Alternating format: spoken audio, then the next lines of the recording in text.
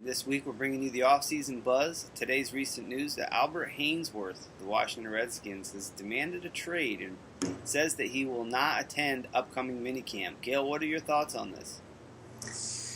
Well, the big boy, Albert Haynesworth, is not happy. I know when he came to the Redskins last year, he wasn't expecting them to change the defense.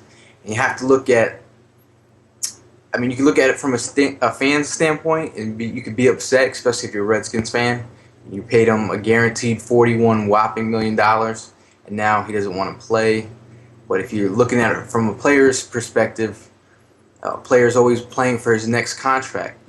If he feels like he's suited for a 4-3 and now he's playing in a 3-4 and his numbers are low, that's the reason.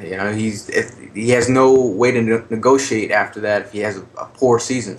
So he's just looking out for his best interest. I know it can look selfish from a fan's point of view, but how do you feel, my brother? No, I agree, 100%. I know that people look at the big money that he received and thinks, he should just, shut up and play. And, I can't say that that's wrong, but at the same time, like you said, it's what's down the road. He said initially going to the Redskins, he told his agent, don't look for a team that plays in anything but a 4-3. He wants to play a three-technique defensive tackle that maximizes his ability. He likes to, shoot that gap and cause problems in the backfield. He can get sacks. He can get tackles from that position. And in nose tackle position, he's going to just basically be the point of attack. He's going to take on a lot of double-team blocks, and he's not going to have the numbers. He's not going to have sacks. He's not going to have a ton of tackles. And then when it's time for that next contract, he's going to not have the leverage that he would have if he's playing in that defense. So you got to make sure the system fits for what you do. And, what he does is penetrate and cause problems in the backfield. And in a 3-4 defense, he's not going to do that. And I think that he recognizes that now.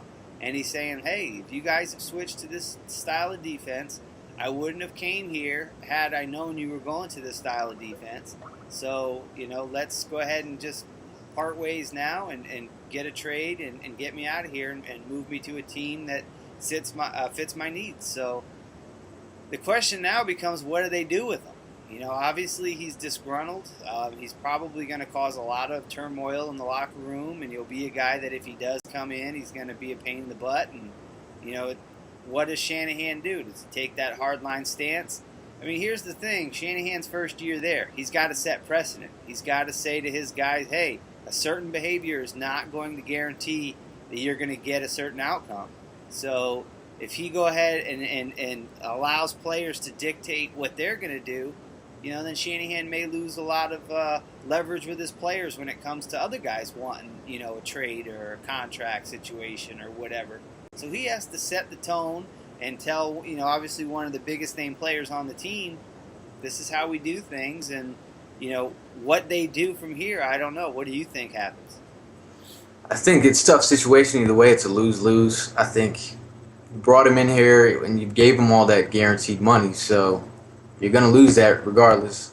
Now teams that are looking to trade with you, they have the upper hand on you. Like, hey, we know you want to get rid of him. Now you have to also look at the teams that have 4-3, 4-3 defenses. So you're just smaller your window to it's narrowing down. So it's even tougher. So the other teams have leverage. So you're gonna either have to take this one, swallow.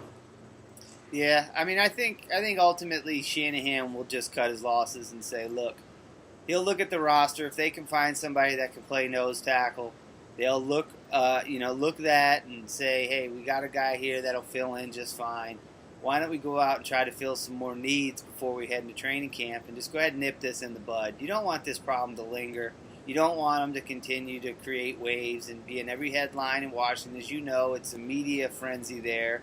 And, I think Shanahan will just cut his losses. He'll try to maximize his potential now and say, look, this guy's under contract. That's going to be a hard contract to move, though. Who's going to want to take that burden financially? So they may have to do some restructuring to make him movable, because right now that contract, there's no team in the league that's going to take a guy who's A, a headache, and B, worth $100 million. even with no salary cap, that's a hard thing to do. So, I mean, even you never know. A team might, or actually, Haynesworth might fall back and say, "All right, I don't need that much. I need just this amount. Just get me out of here." So yeah, and let a new team restructure. But you look at all the heavyweights that could afford that contract, like a Dallas, they play at, 34 defense, so they're out.